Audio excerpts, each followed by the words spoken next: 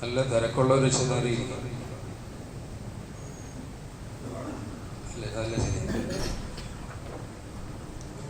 നല്ല തിരക്കുള്ളവരിയ്ക്കണം, അല്ലാത്തവർ പോകണം.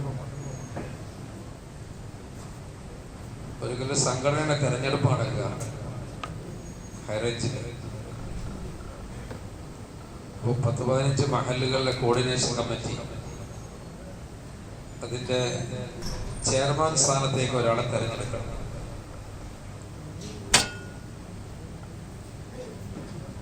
എല്ലാവരും മജ്‌ലിസിൽ ചോദിച്ചു, ആരെയാണ് ഈ കമ്മിറ്റിയുടെ ചെയർമാനായിട്ട് തെരഞ്ഞെടുക്കണം. ഫെഡറേഷൻ 15 മഹല്ലുകളുടെ ഫെഡറേഷൻ, അതിന്റെ കേന്ദ്രം നെടുങ്കണ്ടം പള്ളിയാണ്. അവിടെ ഒരു 6 വർഷം ഇമാമായിട്ട് സേവനം ചെയ്തിട്ടുണ്ട്. ആ സമയത്ത് ഒരാളുടെ പേര് എല്ലാവരും പറഞ്ഞു. സദസ്സിൽ നിന്ന് ഒരു ആരവത്തോടെ ഇനിയാളെ വേണമെന്ന് പറഞ്ഞു. ആളെ പറഞ്ഞാൽ നിങ്ങൾക്ക് പറയേണ്ട ആവശ്യമില്ല.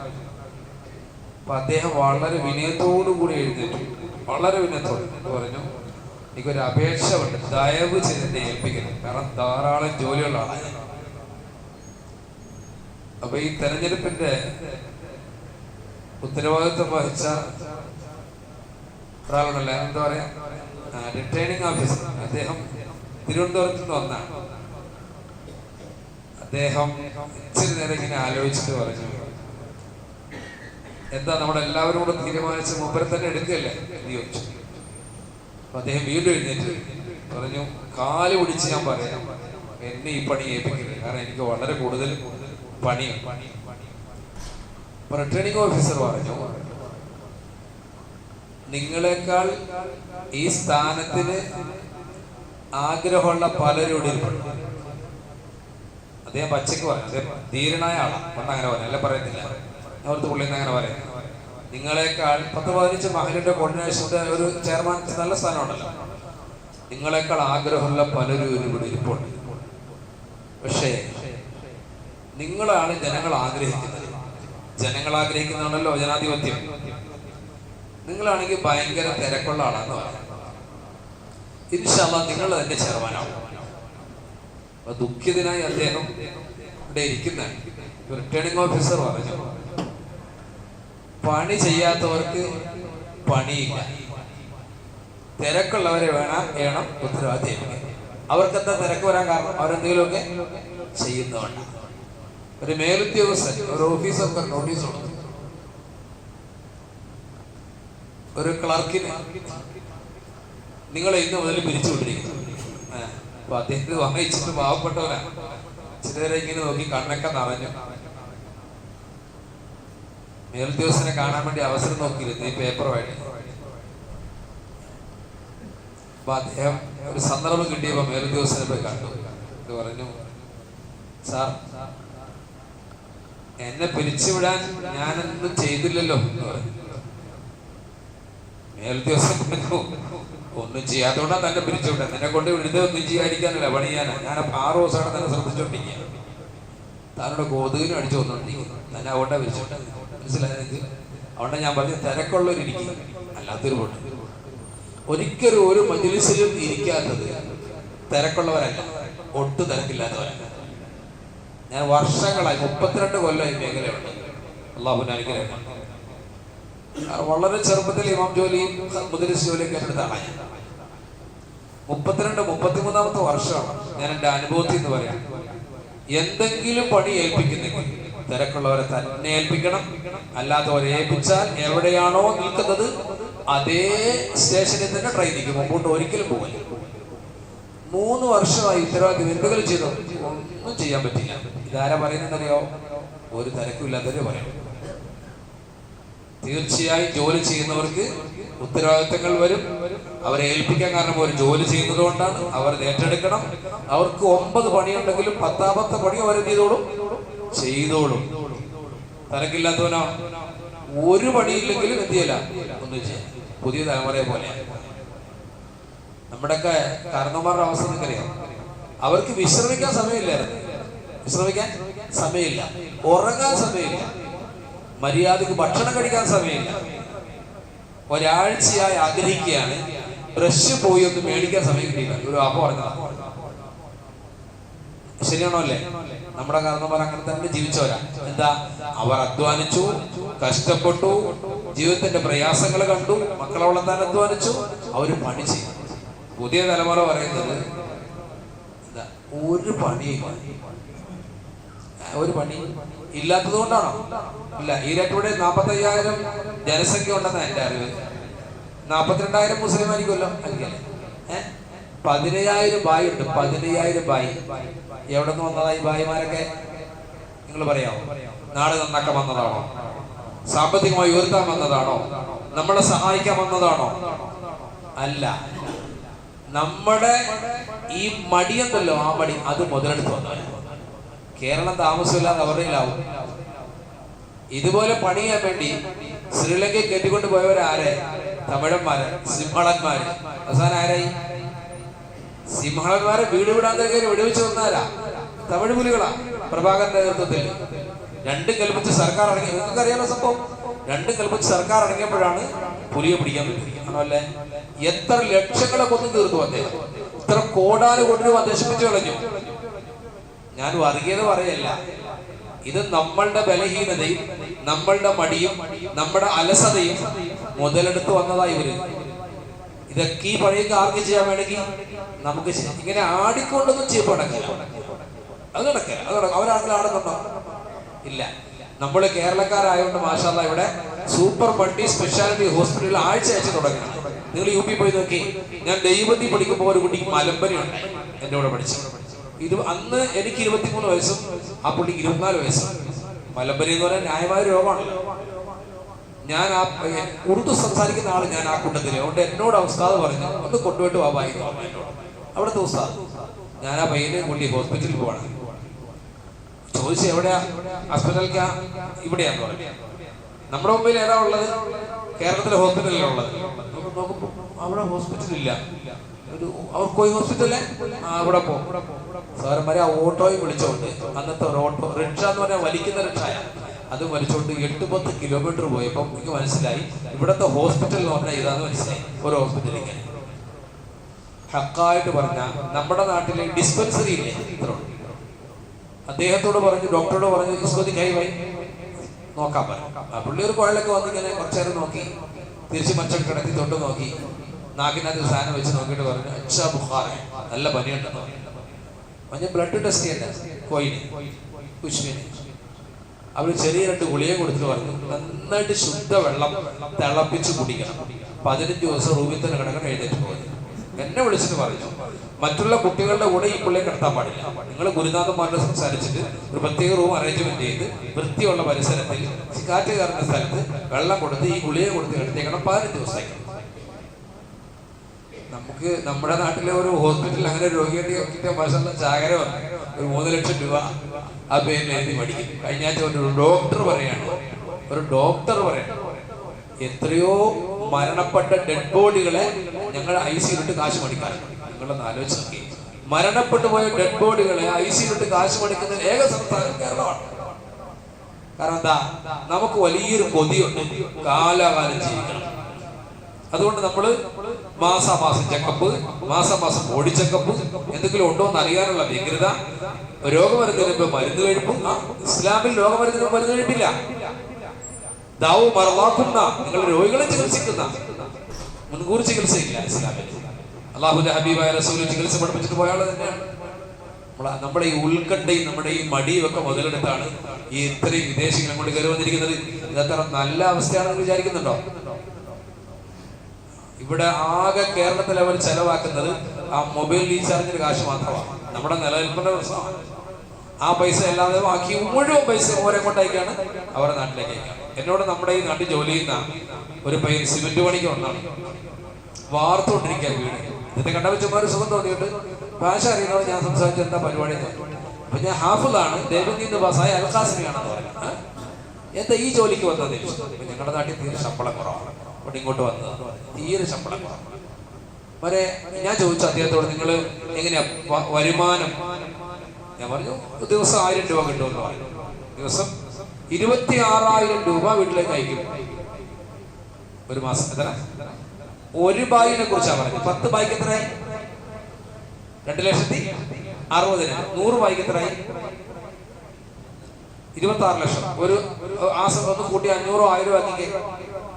ഒരു മാസം നമ്മുടെ കേരളത്തിൽ നമ്മുടെ പണം പോകുന്നതായിരിക്കും, അവരുടെ പണമല്ല, നമ്മുടെ പൈസ പോണ്. നമ്മളിവിടെ തെണ്ടി കുത്തുവാള് എടുക്കാറായി. നമ്മളുടെ പണി എന്താണെന്നറിയോ? സമയം കിട്ടുമ്പം പിണറായി ശരിയല്ല, മുഖ്യമന്ത്രി ശരിയല്ല, മറ്റേ മന്ത്രി ശരിയല്ല, ഈ മന്ത്രി ശരിയല്ല. ഇതൊന്നും സാറുമാരെ ഒരു ബുദ്ധിമാന്റെ അഭിപ്രായം പോലും അല്ല. ആണോ? ഒരു ആര് ഭരിച്ചാലാ ഈ കേരളം നേരെയാകാൻ പോകുന്നത്? കടത്തിന്റെ മേൽ കടമായി കിടക്കുന്ന സംസ്ഥാനത്ത് LDF മാറി UDF വന്ന BJP വന്ന നേരെയാവും നിങ്ങൾ പ്രതീക്ഷിക്കുന്നുണ്ടോ? നമ്മൾ പൊട്ടന്മാരാണ്. ഇത് രാഷ്ട്രീയം പറയുന്നില്ല, ഇത് നമ്മുടെ നിലനിൽപ്പിന്റെ പ്രശ്നമാണ്. നമ്മൾ സ്വയം ജോലി ചെയ്യാൻ തുടങ്ങുന്ന കാലത്തോളം നമ്മുടെ നാട് രക്ഷപ്പെടില്ല. എങ്ങനെ രക്ഷപ്പെടാനാണ്? രക്ഷപ്പെടുവോ? ഇല്ല. സൗദിയെ കൊണ്ട് നമ്മൾ ജീവിച്ച എങ്ങനെയാ? അറബികളുടെ മണി മുതലെടുത്ത അല്ലെന്ന് പറയാമോ? 100%. സൗദിയിലും നമ്മൾ പോയി കിടന്ന് കോടികൾ ഉണ്ടാക്കിയത് അറബികൾ എന്ന് പറയുന്ന അലസന്മാരുടെ അലസത മുതലെടുത്ത് തന്നെയാണ്. അവർക്ക് കഴിവില്ല, ബുദ്ധിയില്ല എന്നൊന്നും വിചാരിക്കണം. ഇപ്പൊ അവര് വിദ്യാഭ്യാസം നേടിയല്ലോ. മെയിൻ തസ്തികൾ കേരളക്കാരോ ഇന്ത്യക്കാരോ ബംഗാളിയോ ഇല്ലല്ലോ, എല്ലാ സൗദികളായി. എന്താ കാരണം? സർക്കാരിന് ബോധം വന്നു. സർക്കാർ ഇങ്ങനെ പോയി നമ്മുടെ പൗരന്മാരുടെ അസ്തിത്വം കൂട്ടും. അവിടെ എല്ലാവരും വിദ്യാഭ്യാസം കാരണം ഒരൊറ്റ ഓഫീസിലും ഡിഗ്രി ഇല്ലാത്തവർ ഇരിക്കാൻ പാടില്ല. എന്റെ അളിയന്മാര് 3 പേര് 20 വർഷമായി ഫാമിലി താമസമാണ് സൗദിയിൽ. എല്ലാ വാർത്തയും പറയും. ഇനി അങ്ങോട്ടുള്ള പോക്ക് ബുദ്ധിമുട്ടാണ്. ഈ ഒരു ഫാമിലി താമസിച്ചാൽ ലവി എന്ന പേര് 2 ലക്ഷം രൂപ സർക്കാർ വർഷാവർഷം അടയ്ക്കണം. ഞാൻ അടച്ചോണ്ടിരിക്കുക. അവർക്ക് ബുദ്ധി ബോധം ഉണ്ടായി, വിദ്യാഭ്യാസം ഉണ്ടായപ്പോ മനസ്സിലായി നാടിന്റെ നിലനിൽപ്പും പണത്തിൽ സമ്പത്ത് വ്യവസ്ഥ നേരെയാകണം. ആ സമ്പത്ത് വ്യവസ്ഥ നേരെയാണെങ്കിൽ ഒരു നാട്ടിലുണ്ടാക്കുന്ന പണം ആ നാട്ടിൽ ക്രയം ചെയ്യപ്പെടണം. അള്ളാഹുന്റെ ഹബീബായ റസൂലിനോട് സയ്യിദുനാ റസൂലുള്ളാഹി തങ്ങളോട് അള്ളാഹു ഒരു കാര്യം പറഞ്ഞിട്ടുണ്ട്. നബിയെ, അങ്ങ് സകാത്ത് പിരിക്കുമ്പോ മക്കക്കാരുടെ സകാത്ത് മദീനെ കൊടുക്കരുത്, മദീനക്കാരുടെ സകാത്ത് മക്കയെ കൊടുക്കരുത്. നബി തങ്ങളുള്ള നിർദ്ദേശമാണ്. എന്താ അതിനർത്ഥം? അതിനർത്ഥം നിങ്ങൾക്ക് മനസ്സിലായില്ല ഇതുവരെ? പണം എവിടെയാണോ ഉത്പാദിപ്പിക്കപ്പെടുന്നത് അവിടെ ക്രയം ചെയ്യപ്പെട്ടില്ലെങ്കിൽ ആ നാട്ട് സുരക്ഷിതമായിരിക്കില്ല എന്നർത്ഥം അല്ലേ? വെളിയിൽ കയറി പോയാ നമ്മുടെ നാടിന്റെ അവസ്ഥ വളരെ ശോചനീയമാണ്. നമ്മൾ കസേര ആടി കാശുണ്ടാക്കാൻ നോക്കിയാലൊന്നും കാശുണ്ടാവില്ല. കാശുണ്ടാകണമെങ്കിൽ മണ്ണിൽ അധ്വാനിക്കണം, കൃഷിയിൽ അധ്വാനിക്കണം, ഫാക്ടറി അധ്വാനിക്കണം, തൊഴിലിൽ അധ്വാനിക്കണം, തൂമ്പ എടുത്ത് പുറത്തു പോകണം. നമ്മുടെ നാട്ടിൽ ഒരു കാലത്ത് നമ്മൾ തൂമ്പാവണം ചെയ്യാറുണ്ടല്ലോ. ഇപ്പൊ എന്താ പ്രശ്നം? നമ്മൾ ചിന്ത കൊണ്ട് VIP ആയി, സാമ്പത്തികം കൊണ്ട് പട്ടിണിയുമായി. ആണല്ലേ? ചിന്ത കൊണ്ട് VIP ആയി, പണം കൊണ്ട് നമ്മൾ പട്ടിണിയിലായി. നമ്മൾ VIP ചിന്ത കൂടുന്തോറും നമ്മൾ താഴേക്ക് പോയിക്കൊണ്ടിരിക്കും. ഇപ്പൊ നമ്മുടെയൊക്കെ സർക്കാർ നമ്മളോട് നമ്മുടെ സാമ്പത്തിക സ്ഥിതിയെ കുറിച്ച് പറയുന്നില്ല. പറഞ്ഞാൽ നമുക്കൊക്കെ അറ്റാക്ക് ഉണ്ടാവും. അത്ര പ്രശ്നത്തിലാണ് ഓരോ സർക്കാരും, പ്രത്യേകിച്ച് കേന്ദ്ര സർക്കാർ. ഇപ്പൊ മൂല്യം എത്രയായി? 10 വർഷം മുമ്പ് 2016 ഉംറയ്ക്ക് പോകുന്ന സമയത്ത് 1 റിയാല് കൊടുത്തപ്പോ എനിക്ക് കിട്ടിയത് 16.50. ഇപ്പൊ എനിക്ക് കിട്ടുന്നത് 22 രൂപയാണ്. പ്രവാസികൾക്ക് സുഖമാണെന്നൊക്കെ അവര് പറയും. പക്ഷെ പ്രവാസി എത്ര ശതമാനമുണ്ട് സാർമാരെ? നമ്മുടെ പണത്തിന്റെ മൂല്യം എത്ര പോയി? എത്രയായി? നിങ്ങൾക്ക് സാമ്പത്തിക അറിഞ്ഞവർ പറയും എത്ര ഇടിഞ്ഞു, എത്ര ശതമാനം പോയി. നിങ്ങൾ ഇടയ്ക്കിടയ്ക്ക് പേപ്പറുകൾ കാളക്കൂറ്റിന്റെ പടമുള്ള പേജുണ്ട്, നിങ്ങളത് വായിക്കണം. അതൊക്കെ നമ്മളിങ്ങനെ മറിച്ചു വിടും. ഞാനില്ലായി പറഞ്ഞ് ചരമ പേജ് മറിക്കുമ്പോൾ ഇതങ്ങ് മറിക്കുന്നിട്ട് ഒരു അടിസ്ഥാനമില്ലാത്ത രാഷ്ട്രീയം വായിച്ച് ഇങ്ങനെ തർക്കിച്ചു വായിക്കും. ഉമ്മത്തിന് എന്താ പ്രയോജനം? അതുകൊണ്ട് അടിസ്ഥാനപരമായി എന്തെല്ലാം പേപ്പറിൽ വായിക്കാൻ, ഒരു നിലപാട് വായിക്കാറുണ്ടോ? ആ കാളക്കൂറ്റിന്റെ പേര് നോക്കാറുണ്ടോ? ഇടയ്ക്ക് സാമ്പത്തികം എങ്ങനെ പോകുന്നറിയാൻ. എന്റെയും നിങ്ങളുടെയും അടിസ്ഥാന പ്രശ്നമാണ് പണം. പണം വേണ്ടയോ? ഒരു നാട് നിലനിൽക്കാൻ സാമ്പത്തികം വേണം. പരിശുദ്ധ ഇസ്ലാം സാമ്പത്തിക വലിയ സ്ഥാനം കൊടുക്കുന്നുണ്ട്. തമാശയായിട്ടൊന്നുമല്ല അതിനെ കൂട്ടുന്നത്. അതുകൊണ്ട് റസൂലുള്ളാഹി എന്ന് പറഞ്ഞ ഖിയാമത്ത് നാളിന്റെ സൂർ കേൾക്കുകയാണ് ഒരാള്. ഖിയാമത്ത് നാളിന്റെ അസ്രായിൽ ഇസ്ലാമിന്റെ ഇസ്രാഫീലിന്റെ വിളിയാന്നറിയാം. കയ്യിലൊരു ചെടിയുണ്ട്. നബി തങ്ങൾ പറഞ്ഞു അന്ത്യനാൾ വരുന്നതിന് മുമ്പ് നീ മുളപ്പിക്കാൻ വേണ്ടി കുഴിച്ചു എന്ന് പറഞ്ഞു. ചെറിയ വിപ്ലവമാണോ? അതിനൊക്കെ വലിയ വിപ്ലവം ലോകത്താരെ പഠിപ്പിച്ച് ഏത് വിപ്ലവം? അതിനൊക്കെ വലിയ വിപ്ലവം ലോകത്തെ പഠിപ്പിച്ച അള്ളാഹു റസൂലിനെ പോലെ കാർഷിക വിപ്ലവത്തിന് ഏറ്റവും വലിയ ഉപജ്ഞാതാവ് റസൂലുള്ളാഹി തങ്ങളാണ്. 1400 വർഷം മുമ്പ്. അതിനുശേഷമല്ല വലിയ ചിന്താഗതിക്കാരും ചിന്തകന്മാരൊക്കെ നിങ്ങൾ പറയുന്ന ആൾക്കാരൊക്കെ ഉണ്ടായി. ഇങ്ങനെ ഏതെല്ലാം മേഖലയിൽ നമുക്ക് കാണാൻ പറ്റും. റസൂലുള്ളാഹി എന്ന് പറഞ്ഞു ദാവൂദ് നബി നിങ്ങളെ കണ്ടുപിടിക്കും. ദാവൂദ് നബി അലൈഹി സ്വലാത്തു വസ്സലാം അദ്ദേഹം കൊല്ലപ്പണിക്കാരനായിരുന്നു. കൊല്ലപ്പണി എന്ന് പറയുന്നത് ഹൈന്ദവ വിശ്വാസികൾപ്പെട്ട ഈ സമൂഹത്തിലെ ഒരു ചെറിയ വിഭാഗത്തിന് പണിയാൻ നമ്മൾ വരുത്തി വെച്ചതാണ്. കൊല്ലപ്പണി എന്ന് പറയുന്നത് നബിയുടെ പണിയാണ്. അല്ലാഹുവിന്റെ ഹബീബ് റസൂൽ വീണ്ടും പറഞ്ഞു നിങ്ങൾ ഒന്നൂറും ഇല്ലാ നബിയില്ലാഹി സക്കരിയ. അള്ളാഹുവിന്റെ പ്രവാചകനായ സക്കരിയ നബിയെ നിങ്ങൾ നോക്കിക്കാരൻ അദ്ദേഹം ഒരു കാർപ്പന്ററായി, ഒരു തടിപ്പടിക്കാരനായി. ഇത് നമ്മൾ ആർക്കാ തീരെഴുതി കൊടുത്തേ? ആശാരി വേറെ, മേശരി വേറെ, മൂശാരി വേറെ, കൊശകം വേറെ, ചട്ടം വേറെ, ചിട്ടം വേറെ. ഇതൊക്കെ ആരുടെ പണിയാ? മുൻഗാമികളായ പ്രവാചകന്മാരുടെ പണിയാ. പണിയിൽ ഒരു തരത്തിലുള്ള വശവും നിങ്ങൾ വിചാരിക്കണ്ട. എന്ത് പണി നിങ്ങൾ ചെയ്തോളി. ചെയ്യാൻ മേലാത്തൊരു പണിയുണ്ട്, നല്ലതല്ലാത്തൊരു പണിയുണ്ട്. നിങ്ങൾ വായു കൊണ്ട് രക്തം വലിച്ചെടുക്കുന്ന പരിപാടി നിങ്ങൾ ചെയ്യല്ലേ. പണ്ട് കാലത്തെ കൊമ്പ് വയ്ക്കാന്ന് പറയും, പുതിയ പേര് ഈജാമ എന്ന് പറയും. വായു കൊണ്ട് വലിക്കാത്തത് കൊണ്ട് മാത്രം ഹലാല്. വായു കൊണ്ട് വലിക്കുന്നെങ്കിൽ ആ സമ്പാദ്യം പോലും ഹറാമാണ്. അത് പ്രത്യേക ആൾക്കാരുണ്ടായിരുന്ന കാലത്ത്. അവരെയാണെന്ന് പറഞ്ഞിരുന്നത് ഒസാൻ എന്ന് പറഞ്ഞിരുന്നത്, മുടിവെട്ടുന്നവരല്ല. ഒസാൻ എന്ന് പറഞ്ഞിരുന്ന ആരാ? മുടിവെട്ടുന്നവർക്ക് ഒരു കുഴപ്പമില്ല. അള്ളാഹു അനുഗ്രഹിച്ച്. ഈ പണി ചെയ്യുന്നവൻ നജസുമായി ബന്ധപ്പെടുന്നതുകൊണ്ട് സമ്പാദ്യം തെറ്റാണ്. രക്തം ഇപ്പൊ ആ പണി ആർക്കാ? ഏറ്റവും ടോപ്പ് ആർക്കാ അല്ലെ? ചൊറിയിൽ കുത്തുക, അത് മാത്തുക, ഇത് വലിക്കുക, അത് ആയി കിട്ടിയ എന്താ തുള്ളല്. ഞാൻ പേരൊക്കെ പറയുന്നില്ല. അത് വാവുകൊണ്ട് വലിക്കുവാൻ നബിയുടെ കാലഘട്ടത്തിൽ സഹാബി, അദ്ദേഹം സഹാബിയാണ്, അദ്ദേഹം നല്ല മനുഷ്യനാണ്. അദ്ദേഹത്തെ ഹിജാബ ചെയ്യിപ്പിക്കാൻ വേണ്ടി വിളിക്കും. അന്ന് ആധുനിക മിഷനറി കപ്പ് തെറാപ്പി ഒന്നും ഇല്ലാത്ത കാലമാണ്. ഹദീസ് ബുഖാരി നമുക്ക് കാണാം. ഹജ്ജാമ് വന്നു, നബിതങ്ങളുടെ ഹജ്ജാമ് വന്നിട്ട് റസൂലുള്ളാഹി തങ്ങളുടെ പിരടിയിലെ കൊമ്പ് വെച്ചിട്ട്, ചെറിയ തുളയുള്ള കൊമ്പാണ്, അത് വെച്ചിട്ട് വായു കൊണ്ട് വലിച്ചപ്പോ ബ്ലഡ് വായി കിട്ടിയെങ്കിലും അദ്ദേഹം തുപ്പിക്കളയുന്നില്ല. നബിതങ്ങളെ ശ്രദ്ധിച്ചപ്പോ പുറത്തേക്ക് തുപ്പൊന്നും കാണുന്നില്ല. നീ ചോദിച്ചു, നീ എന്താ ചെയ്യുന്നത്? ഇപ്പൊ ഞാനത് കുടിക്കുകയാണ്. റസൂലുള്ളാഹി നിങ്ങളുടെ രക്തം കുടിച്ചാൽ എന്താ ഗുണം അറിയോ? ആ ശരീരം നരകത്തിൽ പോലെ. നബിതങ്ങളെ ബ്ലഡ് ഏതെങ്കിലും ബ്ലഡുമായി ചേർന്നാൽ പിന്നെ ശരീരത്തിൽ നരകത്തിന് ഹറാമാണ്. ഞാനത് കേട്ടിട്ടാണ് നബിയെ കുടിക്കുന്നത്.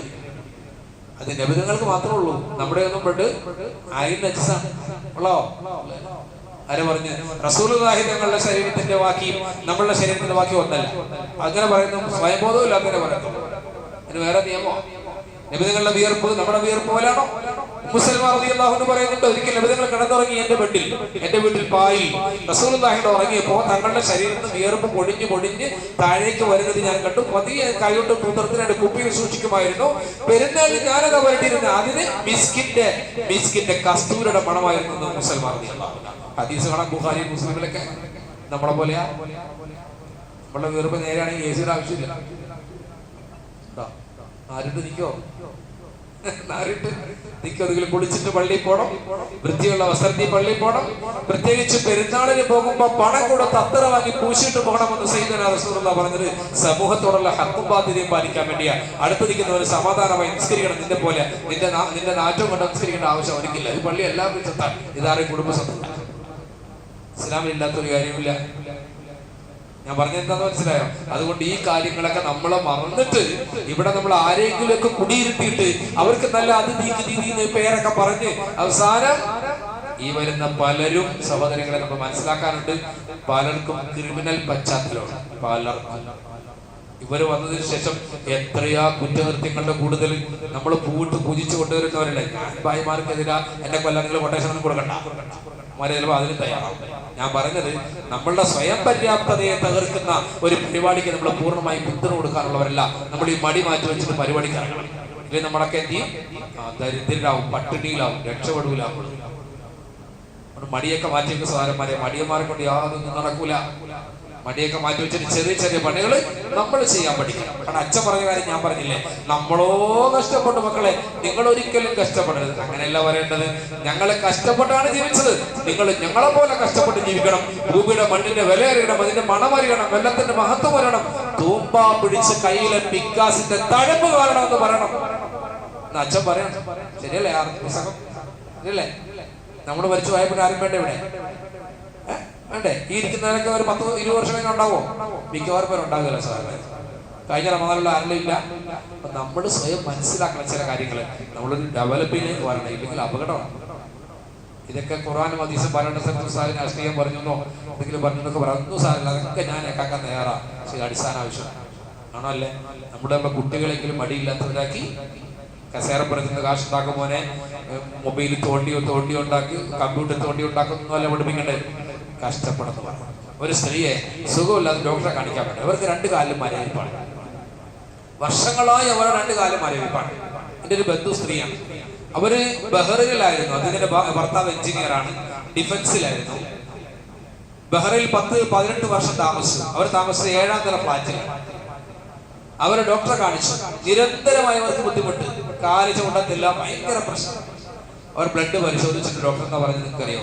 നിങ്ങൾ ചെരുപ്പില്ലാതെ മണ്ണിൽ നടക്കാൻ 1/2 മണിക്കൂർ, ചെരുപ്പില്ലാതെ മണ്ണിൽ നടക്കാൻ, വേറെ ഒരു ട്രീറ്റ്മെന്റും വേണ്ട.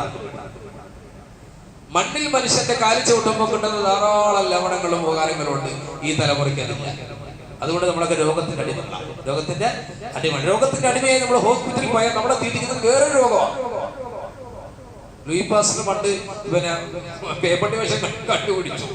പുള്ളി എന്നിട്ടൊരു കാര്യം പറഞ്ഞു, പേപ്പട്ടി അടിക്കാത്ത ഇത് കുടിച്ചേക്കല്ലേ, അരൂപ തട്ടിപ്പോകും.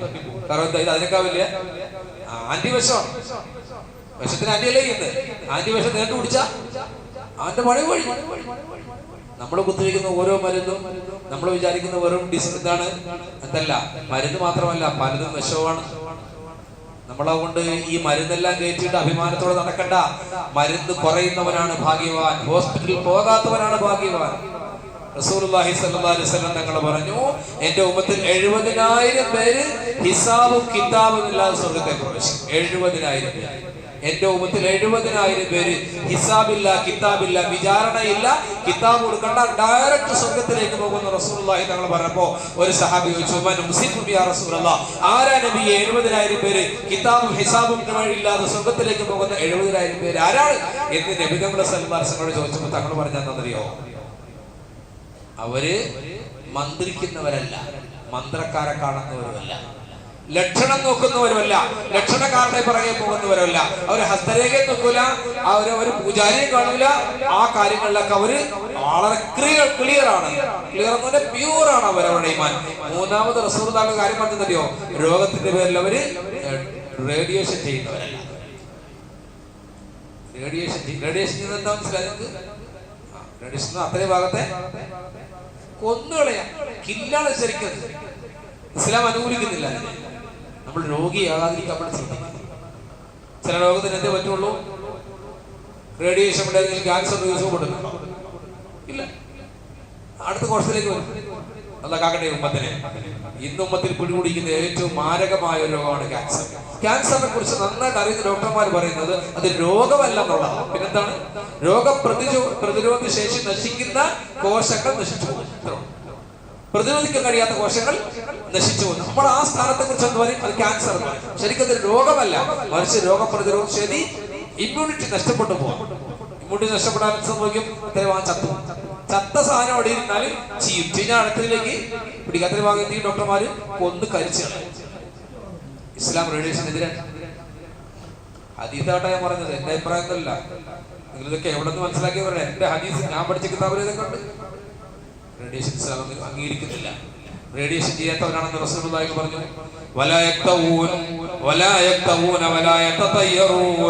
വ്യക്തമായിട്ട് ഹദീസ് കാണാം. അപ്പൊ 70,000 പേര് സഹാബാക്കൾ ഉണ്ടായിരുന്നു. നമ്മളതിൽ പെടുമെന്ന് തോന്നുന്നില്ല. കാരണം നമ്മളിപ്പോ എത്രയായി? സഹാബാക്കൾ തന്നെ 1,24,000 മുകളിലായി. നമ്മുടെ 70,000 വരാൻ ഒരു സാധ്യത. അതുകൊണ്ട് അതിനൊന്നും ആരും ദുആ ചെയ്യണ്ട, ആരും കൊതിക്കുകയും വേണ്ട. ഇപ്പോഴേ പറഞ്ഞ ചുമ്മാ അതിനോട് കിട്ടുന്ന കാര്യമുണ്ടല്ലോ. അള്ളാഹോട് ആ മൂലം കിട്ടാൻ വേണ്ടി ചോദിച്ചാൽ മതി. ഹിസാബ് കിതാബൊക്കെ കഴിഞ്ഞാൽ പഠിച്ചവനെ ആ പാലം ഒന്ന് കടത്തിക്കൊണ്ടെന്ന് ചോദിച്ചാൽ അല്ലാതെ ഇതൊന്നും ചോദിച്ചു മനക്കടണ്ട, ഒന്നും കിട്ടാൻ പോകുന്നില്ല. ഒരു കാരണവശാലും കിട്ടൂല. ഇപ്പൊ അതൊക്കെ എത്രയുണ്ട്? സഹാബാക്കൾ 70,000 ഉണ്ട്. അതുകൊണ്ട് ഒരു സഹാബി കിടക്കുന്ന ആളുടെ വാപ്പാൻ ഉക്കാശാവതിയാണ്. സയ്യിദ് ബൗലിയുള്ള അവരുടെ പൂർവ്വപിതാവാണ് ഒരാൾ ഉക്കാശ. ഹിസാബ് കിതാബിലെ സുഹൃത്തി പോലെ സഹാബി അദ്ദേഹം. എന്നിട്ട് അവസാനം റസൂലുള്ളാഹി ഹദീസിന്റെ അവസാനം പറഞ്ഞു, വഅലാ റബ്ബിഹിം യതവക്കലൂൻ. എല്ലാ കാര്യങ്ങളും റബ്ബാണ്. അനുകൂലമായിട്ടും പ്രതികൂലമായിട്ടും ഹൈറായിട്ടും ഷർറായിട്ടും നഷ്ടമായിട്ടും ലാഭമായിട്ടും ആരോഗ്യമായിട്ടും രോഗമായിട്ടും ദാരിദ്ര്യമായിട്ടും സമ്പന്നതയായിട്ടും എല്ലാം തരുന്നത് അല്ലാഹു ആണെന്ന് ഉറപ്പിച്ച് വിശ്വസിക്കുകയും അവന്റെ മേൽ ഭരമേൽപ്പിച്ച് അവൻ തരുന്നത് സഹിച്ച് മുമ്പോട്ട് പോവുകയും ചെയ്യുന്നവരാണ് ഈ 70,000. അങ്ങനെയുള്ളവർക്ക് എവിടെ പോണ്ട? പൂജാരിനെ കാണാൻ പോണോ? തിരുമേനെ കാണാൻ പോണോ? ഇതിനും പോണ്ട. അവർക്കറിയാം ഏത് തിരുമേനെ പ്രവചിച്ചാലും നേരത്തെ തീരുമാനിച്ചത് വരും. ഈമാൻ ഉറപ്പിക്കാം. മുസ്ലിം ഉമ്മത്തിന് നഷ്ടപ്പെടുന്ന നമസ്കാരമല്ല, ഈമാൻ. മുസ്ലിം ഉമ്മത്തിന് നഷ്ടപ്പെട്ട നിസ്കാരമാണോ? നമസ്കരിക്കാൻ ആള് പഴയതിനേക്കാൾ കൂടുതലോ കുറവോ? കൂടുതൽ. നമസ്കാരക്കാര് പള്ളിയിലൊക്കെ ഫുള്ള. പക്ഷെ ഒരു കാര്യമുണ്ട്, ഒരു ചെറിയ പരീക്ഷണം വന്നാൽ ഉടനെ ചെറിയ രോഗം മരുന്ന് മേടിച്ചു. അത് കഴിഞ്ഞാൽ അമ്പലത്തിൽ ഈ പള്ളിയിൽ ജുമയ്ക്ക് വരുന്ന സഹോദരൻ പൂഞ്ഞാറമ്പലത്തിലേക്ക് ഞാൻ കണ്ടു. എന്നെ കണ്ടപ്പോ മാറി. ഞാൻ ദേഷ്യം പറഞ്ഞ അത് പുള്ളി സ്ഥിരം വരുന്നത്. സ്ഥിരം ഇവിടെ എന്താ മോനെ അവൻ എന്താ ചെയ്യുന്നത് നമുക്കറിയാം. ഇവിടെ എത്രയോ സ്ത്രീകളും പുരുഷന്മാരും ഞാൻ ആ വാതിൽ അടച്ചിട്ടേക്കുന്നതുകൊണ്ടാണ്. കഴിഞ്ഞ 2-3 വർഷങ്ങളായി പലപ്പോഴും സ്ത്രീകളും പുരുഷന്മാരും. ഒരിക്കലും ഒരു സഹോദരൻ വന്നു, പാല രാമപുരം, ഒരച്ഛൻ പറഞ്ഞു വിട്ടതാ. നൈനാർ പള്ളിയിൽ പോയി ഇമാമിനെ കണ്ട് AC നോതാണെന്ന് പറഞ്ഞു. ഒരു കമ്പ് വാങ്ങിച്ചുകൊണ്ടൊന്ന് AC നോതാൻ വേണ്ടി വന്നു. പക്ഷെ ആര് പറഞ്ഞു? ഞങ്ങളുടെ പള്ളിയിലെ തിരുമേനി പറഞ്ഞു, വലിയച്ഛൻ രാമപുരം. അവരുടെ ആൾക്കാരെ കൊണ്ട് ചികിത്സിച്ചിട്ട് മാറാത്ത കൊണ്ട് മുസ്ലിയാരെ തീരടക്കാം. നമ്മള് നേരെ കുഴപ്പമില്ല, മതേതരത്വം സ്നേഹമല്ലേ. അവർക്കൊന്നും പോകാനില്ല, നമുക്ക് വലതും. അവർക്ക് ഇതിൽ പോകാനുണ്ടോ? നിലവിലൊരു ഷിർക്കിൽ കുഫറിലോ ഉള്ളത്. അള്ളാഹുവരെ രക്ഷിക്കട്ടെ. നമുക്കുള്ളത് ഈമാനാ. അത് പോയാൽ എല്ലാം പോയി, അഡ്രസ് പോയി. നമ്മൾ അതൊന്നും ചെയ്യരുത്. ഈ ഹദീസിന്റെ അവസാന റസൂലുള്ളാഹി പറഞ്ഞ ഇതാണ്. അബൂബക്കർ സിദ്ദീഖ് റളിയല്ലാഹു തആല അൻഹുവിനെ പണി പിടിച്ചു. അബൂബക്കർ സിദ്ദീഖ് റളിയല്ലാഹു അൻഹു എന്ന് പറയുന്നത് നമ്മളല്ല കേട്ടോ. നമ്മൾ ആ പദവിയിൽ നിന്ന് എത്തൂല്ല, സാധ്യതയില്ല. അദ്ദേഹത്തിന് പണി പിടിച്ച് ഉമർദാനെ കാണാൻ പോയി. ഉമർദാനെ കാണാൻ പോയപ്പോ പറഞ്ഞു, അല്ല തറത്തീബ്, താങ്കൾ ഡോക്ടറെ കാണുന്നില്ലെന്ന് ചോദിച്ചു. താങ്കൾ ഡോക്ടറെ കാണുന്നില്ല. ആരോടാ? അബൂബക്കർ സിദ്ദീഖ് റളിയല്ലാഹു അൻഹു ഉമർദാൻ ചോദിക്കുകയാണ്. ഒന്നാമനും രണ്ടാമനുമാണ്. രണ്ടാമൻ ചോദിച്ചു ഒന്നാമനോട്, അല്ല തറത്തീബ്, താങ്കൾ തബീബിനെ കാണുന്നില്ലേ? പനിയാണല്ലോ, മരുന്ന് മേടിക്കണ്ടേ എന്ന് ചോദിച്ചു. അപ്പൊ അബൂബക്കർ സിദ്ദീഖ് റളിയല്ലാഹു തആല അൻഹു ഉമർ റളിയല്ലാഹു അൻഹു പറഞ്ഞു, യാ ഉമർ അത്തബീബു അംറദനി, ഏറ്റവും വലിയ ഡോക്ടറായ എനിക്ക് രോഗം തന്നു പുള്ളി മാറ്റിക്കോളും. മനസ്സിലായ? ഏറ്റവും വലിയ ഡോക്ടറായ എനിക്ക് അതൊരു മർത്തബയാ, അതൊരു പദവിയാ. അങ്ങോട്ട് നമ്മൾ പോകില്ല, അങ്ങോട്ട് നമ്മൾ പോകില്ല. അല്ലാഹുവിന്റെ റസൂൽ പറഞ്ഞു, ഒരു സഹാബി വന്നു, നബി വയറുവേദനയാണ്, വയറുവേദനയാണ്, വയറ് ചെറുതായിട്ട് ഒഴിയുന്നുണ്ട് എന്ന് പറഞ്ഞു. നബി തേൻ കുടിക്കാൻ പറ്റും, തേൻ കുടിച്ചോ. ആ സഹാബി പോയിട്ട് വന്നു, പിറ്റേന്ന് വന്നു, നബിയെ ഇന്നലെ തേൻ കുടിച്ചിട്ടൊരു മാറ്റമില്ലല്ലോ നബിയെ, ഒന്നുകൂടെ തേൻ കുടിക്കണം. പിന്നെ തേൻ കുടിച്ചു, അപ്പൊ ലൂസ് കൂടി. 3-ാം ദിവസം വന്നു. അപ്പൊ റസൂലുള്ളാഹി സ്വല്ലല്ലാഹു അലൈഹി വസല്ലം പറഞ്ഞു, തേൻ കുടിച്ചിട്ട് മാറിയില്ല നബിയെ, ഇത് കൂടുതലാണ്. റസൂലുള്ളാഹി സ്വല്ലല്ലാഹു അലൈഹി വസല്ലം പറഞ്ഞു, സദഖല്ലാഹു വറസൂലുഹു വകദിബ ബത്ലു അഖീഖ്. ഹദീസ് നമുക്കാണ് മിശ്കാത്തിൽ. അല്ലാഹും റസൂലും തേനിൽ ശിഫയുണ്ടെന്ന് പറഞ്ഞത് സത്യമാണ്. നിങ്ങളുടെ സഹോദരന്റെ വയറിന് വേറെ എന്തോ കംപ്ലൈന്റ് ആണ്. ഇങ്ങനെയുണ്ട് ഹദീസ്. ഇനി ഈ ചികിത്സ വേണ്ട, അടുത്ത ചികിത്സ തേടിക്കൊന്നതിനർത്ഥം. ചികിത്സിക്കണം, ഇസ്ലാം ചികിത്സിക്കാനാ പറഞ്ഞത്. പക്ഷെ മരുന്നല്ല രോഗം മാറ്റുന്നത് മരുന്നിന്റെ സൃഷ്ടാവായ അല്ലാഹുവാണ്. ഈ അഖീദ മാറുമ്പോൾ നമ്മള് പൂജാരിയെ കാണും, തിരുമേനിയെ കാണും, അമ്പലത്തിലും പോകും, പള്ളിയിലും പോകും. തിരിച്ചു വരുമ്പോൾ നമ്മുടെ പേര് മാത്രം മുസ്ലിമിൻ്റെതായിരിക്കും, ബാക്കിയെല്ലാം മാറിയിരിക്കും. അവിടെ ചെറിയ കാക്കും മാറാവട്ടെ. ഒരിക്കലും അല്ലാഹു അല്ലാത്ത ഒരു ശക്തിയുടെ മുമ്പിലും ഒരു പ്രശ്നവും പരിഹരിക്കപ്പെടുന്നില്ല. അത് വിശ്വസിക്കാത്ത കാലത്തോളം നമ്മളാരും പക്ക മുസ്ലിം. ഇതൊക്കെ നമ്മൾ മനസ്സിലാക്കി സ്വയം പ്രതിരോധം സൃഷ്ടിക്കുക. സാമ്പത്തികമായി, ശാരീരികമായി, ആരോഗ്യപരമായി നമുക്ക് ചില പരിമിതികളുണ്ട്. അതിൻ്റെ അകത്ത് നിന്നുകൊണ്ട് നമുക്ക് സമ്പാദിക്കാം, നമുക്ക് ചികിത്സിക്കാം, നമുക്ക് ആരോഗ്യം ഉണ്ടാകാം, എല്ലാം ചെയ്യാം. അല്ലാഹുവിന്റെ റസൂൽ സല്ലല്ലാഹു അലൈഹി വസല്ലം പറഞ്ഞിട്ടുണ്ട്, നിങ്ങൾ ഓടണം, നല്ലതാണ്, ഓട്ടം നല്ലതാണെന്ന്. എന്താ കാരണം? ആരോഗ്യകരത്തിലാണ്, ഓട്ടം നല്ലതാണ്. ആയിഷ ബീവി നബി സല്ലല്ലാഹു അലൈഹി വസല്ലം മത്സരിച്ച് ഓടിയ സംഭവമുണ്ട് ബുഖാരിയിലൊക്കെ. അങ്ങനെയും ചെയ്യാം. ഇസ്ലാം ഒരു ഇമ്മ്യൂണിക്കേഷൻ തന്നെയാണ്. ശരിക്കുള്ള പ്രതിരോധ പ്രവർത്തനത്തിന് ഇസ്ലാം പൂർണ്ണമായ പിന്തുണ. അതിന്റെ ഭാഗമാണ് നോമ്പ്. 8 മണിക്കൂർ ഒരാൾ വിശന്നിരുന്നാൽ, അടുത്ത കാലത്ത് ഒരാൾ പറയുന്നുണ്ട്, എനിക്കതിനെ കുറിച്ച് അറിയില്ല, 8 മണിക്കൂർ ഒരു മനുഷ്യൻ പൂർണ്ണമായും നോമ്പ് പിടിച്ചാൽ, മറ്റുള്ള മതക്കാരുടെ നോമ്പല്ല, നമ്മുടെ നോമ്പ്, വെള്ളമോ ഭക്ഷണമോ പോകാതെ വയറ് പൂർണ്ണമായി, ആവശ്യം പൂർണ്ണമായി കാലിയാക്കിയാൽ, വയറിനുള്ളിൽ ഒരു പെരിട്ടോണിയം എന്നൊരു സാധനം, പെരിട്ടോണിയം പൊട്ടിയാൽ പുറത്തേക്ക് വരുന്നത് അവന്റെ ഇമ്മ്യൂണിറ്റി വർധനവാണ്, പ്രതിരോധ ശക്തി കൂടും. ഇതിനെക്കുറിച്ച് പഠിച്ച, ശരീരശാസ്ത്രം പഠിച്ച എല്ലാ ഡോക്ടർമാരും സമ്മതിക്കുന്ന കാര്യമാണ്. പെരിട്ടോണിയം പൊട്ടിക്കിട്ടാൻ 8 മണിക്കൂർ നമ്മൾ വിശന്നിരിക്കണം. പെട്രോളിയം പോട്ടെ. അപ്പം നോമ്പ് വെക്കുന്നത് ആരോഗ്യമാണ്, അനാരോഗ്യമല്ല. ഞാൻ ഹദീസിൽ വായിച്ചിട്ടുണ്ട്, 2 ഹദീസിലുണ്ട്. ഒരു ഹദീസിൽ സാഫിറു തസിഹു, നിങ്ങൾ യാത്ര ചെയ്യൂ ആരോഗ്യമുള്ളവരാണ്. വേറെ ഹദീസുണ്ട് സൂമു തസിഹു, നിങ്ങൾ നോമ്പ് വെക്കൂ ആരോഗ്യമുള്ളവരാണ്. നോമ്പ് വെച്ചാൽ ആരോഗ്യം പോകുമെന്ന് പഠിച്ച് പറയാൻ രാത്രി തറാവീഹിനും കഴിഞ്ഞിട്ട് സാധാരണ ഇശാ കഴിഞ്ഞ് ഉറങ്ങുമ്പോൾ ഉറങ്ങിയിട്ട് സുബഹി കഴിഞ്ഞിട്ട് ചായ കുടിയാണ്. നോമ്പ് വയ്ക്കാൻ പറ്റില്ല. നോമ്പ് വെച്ചാൽ ആരോഗ്യം പോകില്ല, ആരോഗ്യം കൂടുമെന്ന് പറഞ്ഞത് ലോകത്തെ ഏറ്റവും വലിയ നേതാവാണ്. നോമ്പ് വെക്കണം, ആരോഗ്യം കൂടും, ആരോഗ്യം കുറയില്ല. ഒരു വർഷം ഒരു തവണ നോമ്പ് വെച്ചിട്ട് അല്പം ഭക്ഷണം ശ്രദ്ധിച്ചാൽ ഉമ്മത്ത് ഹോസ്പിറ്റലിൽ പോകേണ്ടി വരില്ല. ഉമ്മത്തിന് ഹോസ്പിറ്റൽ വിടചൊല്ല. എപ്പോഴെന്താ ക്രമം അമിതമാകുന്നു. പലപ്പോഴും കളർഫുൾ ഭക്ഷണം തേടി യുവതലമുറ പോകുന്നു. കളർഫുൾ ഭക്ഷണം ഭയങ്കര അപകടമാണ്. നാച്ചുറൽ ഫുഡ് കഴിച്ച് പഠിക്കണം. ബേബി ഫുഡ് കൊടുക്കും കുട്ടികൾക്ക് മുലപ്പാലിന് പകരം. ഒരിക്കലും കുട്ടികൾക്ക് ഇമ്മ്യൂണിറ്റി ഉണ്ടാവോ? മുലപ്പാലിൽ അള്ളാഹു വെച്ചേക്കുന്ന എന്തെല്ലാം ലവണങ്ങളാണെന്ന് പഠിച്ചാൽ അത്ഭുതപ്പെട്ടു പോകും. ഒരു ആൺകുട്ടിയെ പ്രസവിച്ച തള്ളയുടെ മുലപ്പാലും പെൺകുട്ടിയെ പ്രസവിച്ച തള്ളയുടെ മുലപ്പാലും ഒരു മിസ്രിലെ ഈജിപ്തിലെ ഒരു ഡോക്ടർ ലാബിൽ പരിശോധിച്ചിട്ട് പറഞ്ഞു, കുട്ടി ആരുടേതാണെന്നറിയാൻ പാല് തന്നാ മതി. ഒരു ഹോസ്പിറ്റലിൽ 2 തള്ളമാര് പ്രസവിച്ചു. സംഭവം അങ്ങനെ ഉണ്ടായി. 2 തള്ളമാര് പ്രസവിച്ചു. 2 തള്ളമാരുടെയും കുട്ടികൾ ടാഗ് കെട്ടാൻ മറന്നുപോയി. അത് സംഭവം US-ലാണ്, അമേരിക്കയിലാണ്. ഏത് കുട്ടിയാണ് ഏത് തള്ളണെന്ന് മനസ്സിലായി. അപ്പം അവിടെ ഒരു മുസ്ലിമായ ഒരു ഈജിപ്ഷ്യൻ ഡോക്ടർ ഉണ്ടായിരുന്നു. അദ്ദേഹത്തിന് വലിയ കേസ്. അദ്ദേഹം ഗൈനക്കോളജി. ഇതിന് വിഷയം വന്നപ്പോൾ ഡോക്ടർ പറഞ്ഞു, ആ ഒരു ക്രിസ്ത്യാനി ഡോക്ടർ പറഞ്ഞു, 2 കുട്ടികൾ തമ്മിൽ മാറിപ്പോയി. ഏത് തങ്ങളുടെ കുട്ടിയാണെന്ന് അറിയില്ല. ഒരു കുട്ടിയാണ്, ഒരു കുട്ടി പെണ്ണും. 2 പേർക്കും ആൺകുട്ടി വേണം, പെൺകുട്ടി 2 പേർക്കും വേണ്ട. ആ സംഭവം അവിടെ. അപ്പൊ ഈ ഡോക്ടറോട് പറഞ്ഞു, എന്റെ കുട്ടി ആണാണ്. മറ്റേ പറഞ്ഞു എന്റെ കുട്ടി ആണാണ്.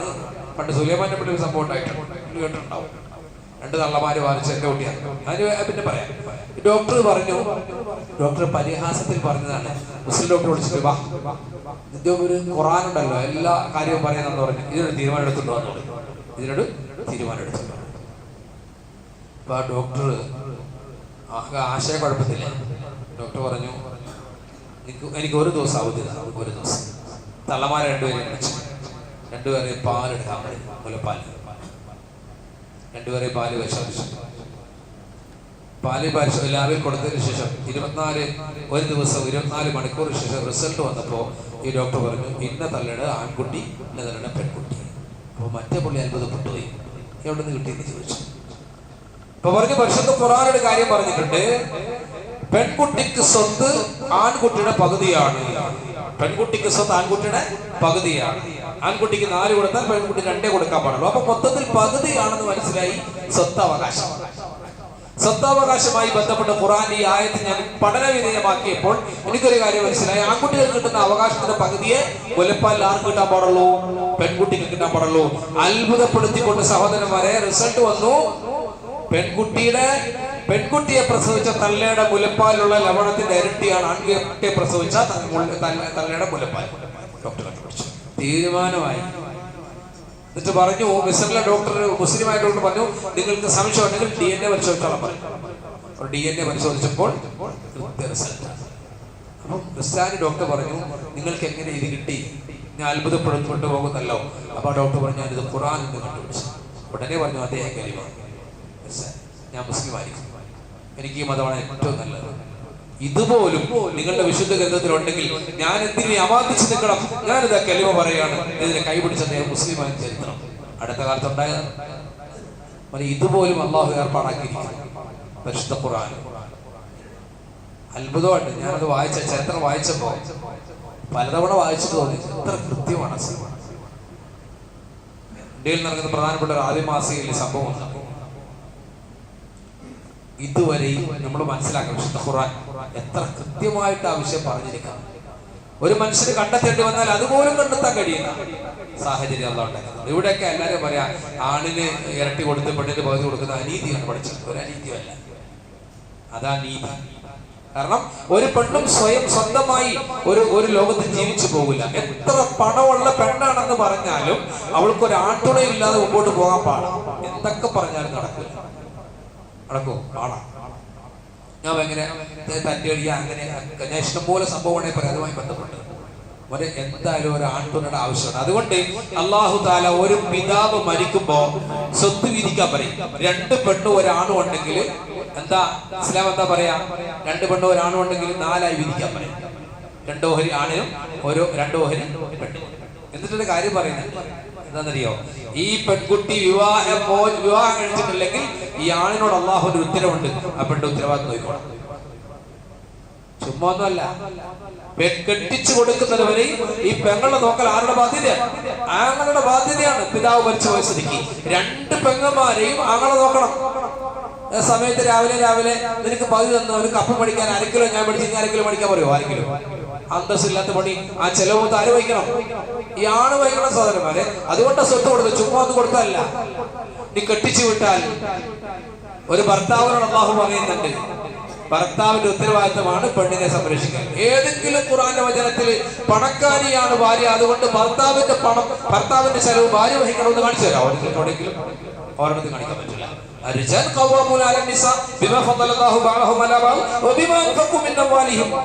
വ്യക്തമായി പറഞ്ഞു എന്തുകൊണ്ടാണ് ആണിന് ആധിപത്യം. അവരുണ്ടാക്കുന്ന പണം ഒന്നും മോഹിക്കാതെ ഭാര്യയ്ക്ക് ചെലവഴിക്കുന്നതുകൊണ്ടാണ് ആണിന് ആധിപത്യം. ചുമ്മാ ഒന്നുമല്ല ആധിപത്യം, ഖുർആന്റെ വചനമാണ്. ചുമ്മാ ഒന്നുമല്ല ആധിപത്യം. പണം നിങ്ങൾ ഉണ്ടാക്കുന്ന പണം രാവിലെ വരെ വൈകുന്നേരം വരെ സ്ത്രീകൾ വീട്ടിലിരിക്കുമ്പോ നിങ്ങൾ തെരുവോരങ്ങൾ നടന്ന് കഷ്ടപ്പെട്ടുണ്ടാക്കുന്ന പണത്തിന്റെ ഒരു വലിയ ശതമാനം നിങ്ങൾ ഭാര്യമാർക്ക് വീട്ടിൽ നിന്ന് ചെലവഴിക്കുന്നു. നിങ്ങൾ അവരിൽ നിന്ന് പ്രാർത്ഥന അല്ലാതെ യാതൊന്നും പ്രതീക്ഷിക്കുന്നില്ല.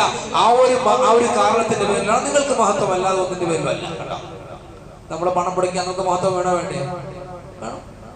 നമ്മൾ ആർക്കും വെറുതെ ആർക്കെങ്കിലും പൈസ കൊടുക്കൂല. നമ്മളെ പണം മുടക്കുന്നതോട് ചെലവഴിക്കുന്നതുകൊണ്ടാണ് മഹത്വം. ഇതൊക്കെ ഖുർആനിലുള്ളതാണ്. പരിശുദ്ധ ഖുർആന്റെ വചനങ്ങൾ നമ്മൾ നടന്നു പോകണം. അപ്പറിയാം എന്തെല്ലാം അതിനകത്ത് പറഞ്ഞു പോയി, എന്തെല്ലാം കാര്യങ്ങൾ അതിനകത്ത് വ്യക്തമായി സൂചിപ്പിച്ചിട്ടുണ്ട്. അതുകൊണ്ട് ആർക്കും സംശയമൊന്നും വേണ്ട. പെണ്ണിന്റെ പകുതി ആണ് ഇരട്ടി, ഇത് ഒന്നും വരൂല, ലിംഗനീതി സമത്വം ഒന്നും വരില്ല. അതൊക്കെ ചുമ്മാ ഉടായ്പകളാണ്. നടക്കോ? ആദ്യം നടത്തിയാലും മുസ്ലിം മുഖത്തിന് ഉൾക്കൊള്ളാൻ പറ്റില്ല. പകുതി തന്നെ കൊടുക്കും, പെണ്ണിന് ഇരട്ടി ആണ് കൊടുക്കും. ഇൻഷാ അല്ലാഹ് മരിക്കുന്നവർ കൊടുക്കൂല്ലേ? അതോ അതിനെ ആലോചന വല്ലതും ചെയ്യണ്ട? പാപ്പമാർക്ക് തുല്യമായിട്ട് കൊടുക്കുള്ളൂ. ഖുർആന്റെ കൽപ്പന നിങ്ങൾ ജീവിച്ചിരിക്കുമ്പോൾ എന്തുവേണം ചെയ്തത്? ആര് ചോദിക്കും? നിങ്ങളുടെ സ്വത്ത് ജീവിച്ചിരിക്കുമ്പോൾ വാപ്പാക്ക് എന്ത് ചെയ്യാം? മക്കൾക്ക് 2 പേർക്കും തുല്യമായിട്ട് കൊടുക്കാം, ഒരു കുഴപ്പമില്ല. പക്ഷെ മരിച്ചാൽ നിങ്ങളൊന്ന് വിധിക്കൂല, ഞങ്ങളെ ഇൻഷാ അല്ലാഹ് വിധിക്കും. ആര് മരിച്ചാൽ ഞങ്ങൾ വിധിക്കും. ഖുർആൻ കൃത്യമായിട്ട് പറഞ്ഞു. അതങ്ങനെ തന്നെ വിധിക്കും. ഞാൻ വിഷയം മാറിപ്പോയതല്ല, ചില വിഷയങ്ങൾ നമ്മൾ ശ്രദ്ധയിലേക്ക് കൊണ്ടുവരാൻ വേണ്ടി ചില കാര്യങ്ങൾ പറയാം. പൊതുവായ ചില കാര്യങ്ങൾ മനസ്സിലാക്കി സാരമാരി ഇതെല്ലാം ഒന്ന് ഉൾക്കൊണ്ട് വേണം പോകാൻ. പലതും പറയുന്നത് കേട്ടിട്ട് നമുക്ക് സംശയമൊന്നും തോന്നണ്ട. മിടുക്കരായ ആലിമികളൊക്കെ നിങ്ങൾ ചോദിക്കണം, സാർ എന്താ അങ്ങനെ, ഇതെന്താ ഇങ്ങനെ? അവർ ഞാൻ ഉത്തരം പറഞ്ഞു തരും. നിങ്ങൾ ടെൻഷൻ അടിക്കണ്ട. യൂട്യൂബ് എന്ന് വെച്ചാൽ ഏതെല്ലാം വേസ്റ്റുകൾ നിങ്ങൾക്ക് കാണാൻ പറ്റും. ഇതെല്ലാവോ ആർക്കെല്ലാം തോന്നി എല്ലാം വിളിച്ചു പറയാൻ പറ്റിയ ചുമ്മാ കള്ളന്മാരുടെ കേന്ദ്രമാണ് യൂട്യൂബ് എന്നൊക്കെ പറഞ്ഞു. ആർക്ക് എന്തും പറയാം. നമ്മൾ കേട്ടിരുന്നിട്ട് അതാ ശരി, അല്ല ഇതാ ശരി, ഖുർആൻ ശരിയല്ല, ആ പുള്ളി ഒന്നും പറയാം. കൃത്യമായിട്ട് ഏത് മസലയെ കുറിച്ച് നിങ്ങൾക്ക് അറിയണോ, ആ മസലയെ കുറിച്ച് അറിവുള്ള ആലിമികളോട് ചോദിച്ചിട്ട് എന്താണ് എന്റെ ഹിക്മത്ത്, അതിന്റെ കാരണം എന്താ, എന്റെ രഹസ്യമെന്ന് ശരിക്കും മനസ്സിലാക്കി അല്ലാഹു തആല തൗഫീഖ് നൽകുമാറാവട്ടെ. ഇസ്ലാമിൽ അടിയുറച്ച് നിൽക്കുക, മുസ്ലിമായി ജീവിക്കുക, മുസ്ലിമായി മരിക്കുക. വിശുദ്ധ ഖുർആൻ അല്ലാഹുവിന്റെ ഗ്രന്ഥമാണ്. കൃത്യമായി വായിച്ച് മനസ്സിലാക്കി പഠിച്ച് മുമ്പോട്ട് പോയാൽ യാതൊരു പരാജയവും നമുക്ക് വരില്ല. ഇൻഷാ അല്ലാഹ് നമുക്ക് സ്വയം പ്രതിരോധിക്കാം, ശക്തിയുള്ളവരാകാം. നമ്മുടെ സ്വന്തം കാര്യത്തിലേക്ക് ഒന്നുകൂടെ ഇറങ്ങി വരാം, കാര്യങ്ങൾ മനസ്സിലാക്കി മുമ്പോട്ട് റമളാൻ അല്ലാഹു തആല ഇതിനെ അനുകൂല സാക്ഷിയാക്കി നിർമാറാവട്ടെ. ഈ ഒരു അവസരം മുതലെടുത്ത് കാര്യങ്ങൾ മനസ്സിലാക്കാനുള്ള ബുദ്ധി, ബോധവും കഴിവ്, ഈമാനും ഒക്കെ അല്ലാഹു തആല നമുക്കൊക്കെ നൽകുമാറാവട്ടെ. അല്ലാഹു സ്വർഗ്ഗത്തിൽ നമ്മളെ ഒരുമിച്ച് കൊണ്ടുമാറാവട്ടെ.